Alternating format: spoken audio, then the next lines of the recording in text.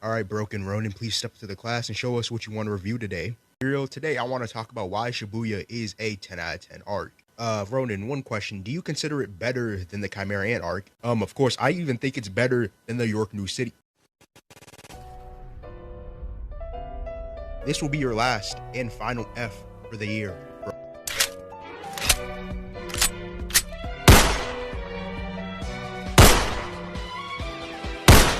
Last week, Broken Ronin's dead body is an example.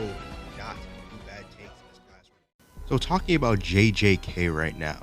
Last time I have talked about it, didn't really go out in JJK's favor. Now after me voicing my opinions about Shibuya and its flaws, I just noticed that I haven't talked about the good about JJK.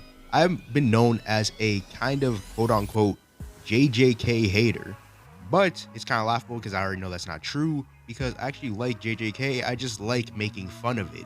Now obviously I have things like My Hero Academia, Black Clover, Fire Force, and Dr. Stone above JJK, but let's look back and talk about JJK. Because right after I made that Shibuya video, people were actually running up to the video and saying that I'm a Black Clover fan, you do not deserve an opinion about a good arc named Shibuya. And most of the people that said I was a hater are probably fatherless. And I usually open up Twitter and decide to, be a menace and make fun of JJK lightheartedly. I don't actually hate it. Now that JJK is finally back in Weekly Shonen Jump, I can finally give some of my praises on Jujutsu Kaisen, which some people have been waiting for me to say for a long time. Even though in Shibuya I had some of the problems with some of the characters, I think one thing that JJK does completely fine and incredible is its main cast and its characters. People like Maki, people like Yuji, people like Megami, people like Nobara are completely great characters, and people like Gojo. And the reason I'm not picking Panda and Inumaki because I don't really like them that much. Like Panda, I can understand why you people like him, but Inumaki, I don't get why hell you guys like him. I don't even think he's that well written. I think he's the worst of the bunch. And I really thought he was going to do something in Shibuya, but he tricked us. He didn't do anything. I just gotta endure this for, 8 minutes and we're done here. Unless you've been living under a rock recently, Maki has an incredible character growth after her... Wait, what the fuck is her name again?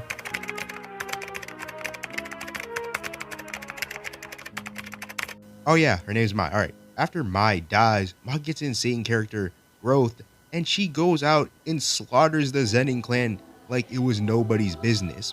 Even though I don't care about Mai in the slightest and think that she's a, wasted character, I think this is a great moment for Maki in general. Going out and destroying the Zenin clan just like her sister promised. Because Mai was Maki's heart, and now it is gone and destroyed because it was taken from her from the unjust Zenin clan. Maki even gets compared to people like Toji, and if you guys don't know who Toji is, he's the guy who nearly killed Satoru Gojo. So that's saying a lot coming from Maki, who has no cursed energy. And Gege doesn't get enough credit for his villains. I don't see anyone, remotely talking about how good his villains are. Maito, Jogo, and people like Geto and Brain-kun, or Kenjaku, so like people like to call it, I just call him Brain-kun. He's completely, these villains are amazing. Now obviously, I don't think these guys are on the level of My Hero Academia villains. I do think they're so good. They're good.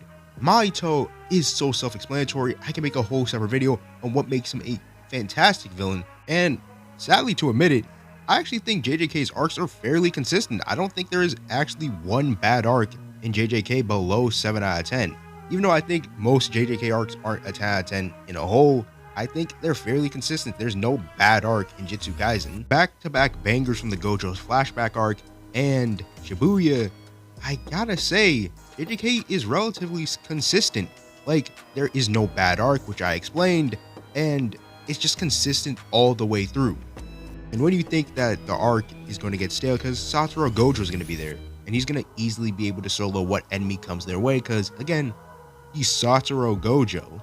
Gege was able to make this unique by completely sealing off Satoru Gojo and him having to rely on his students and everyone else to defeat this Shibuya instant whole ordeal. And at the end of it, Satoru Gojo being sealed made consequences and stakes in the arc, and it made the world of Jujutsu Kaisen completely get flipped on its head.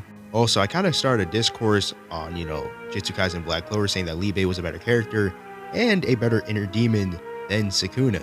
So, That will definitely be in video format, just not right now. I think I still got to work on it. My reread with Black Clover and my reread with JJK. So we're gonna ignore that. But overall, Sukuna's cool as hell. I love Sukuna.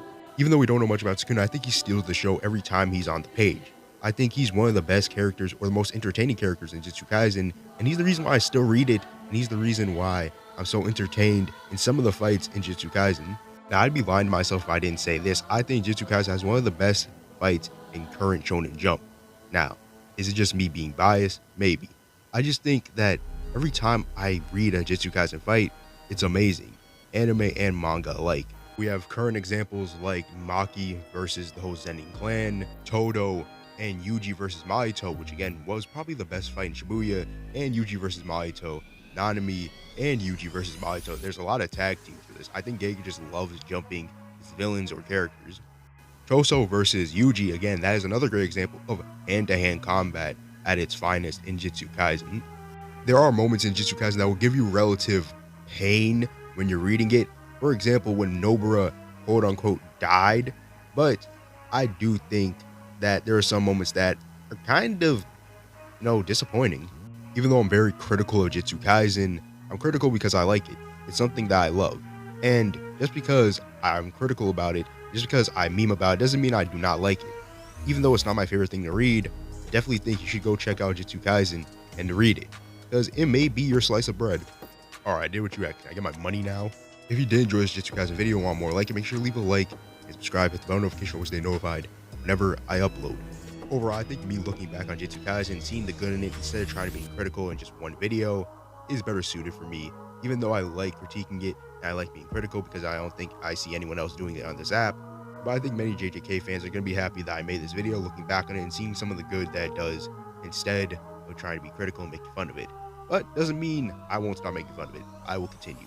That is sadly the end of the video, and if you stuck around for that long, well, congrats. Well, it has been the Red Cloak. I'm gonna head up out of here, guys. Peace out, and I'm out, guys. Peace. Have a good rest of the day. Stay safe.